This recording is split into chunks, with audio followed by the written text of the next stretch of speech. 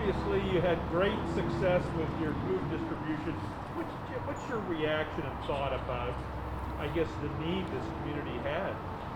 Well, I was surprised at the reception. We wanted to do something to give back to the community, and our assets, our kitchen, everything was closed down. So we thought if we could get people that need food to come by and we could prepare meals, maybe we could give away 4 or 5,000 meals. But we set the goal at 10,000 meals, and it started. It's twice a week for 4 weeks in May, and when it turns out we actually produced 16,400 meals that people took that we had needy families. So we were very excited about that.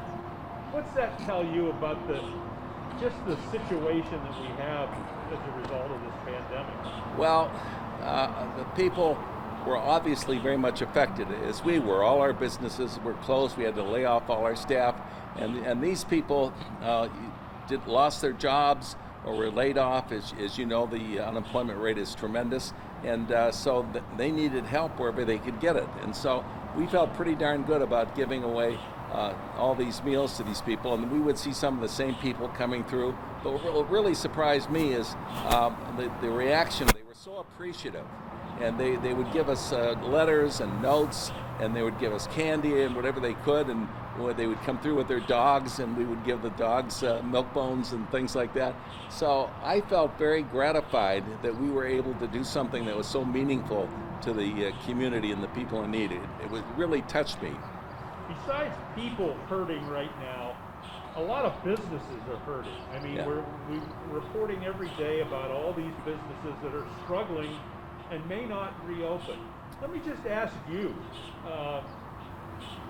you're like a business times 50 for Erie, and how has it been for Scott Enterprises these last 3 months? It's been very difficult because the cash flow dries up, the expenses to keep going. We got some forbearance from the banks, but we have to rely on what we have in reserves and selling our meals, in the evenings for people to come up and take away.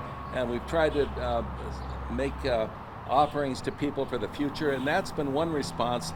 People from out of town have been buying tickets that we've been offering at a discount to come to Splash Lagoon in the future. So that cash flow has helped us pay some bills and so forth. So it really it knocks you down. I mean, every industry wasn't affected the same. The hospitality industry was hurt very hard. Our hotels are empty still. The restaurants, we can't open them in Erie County.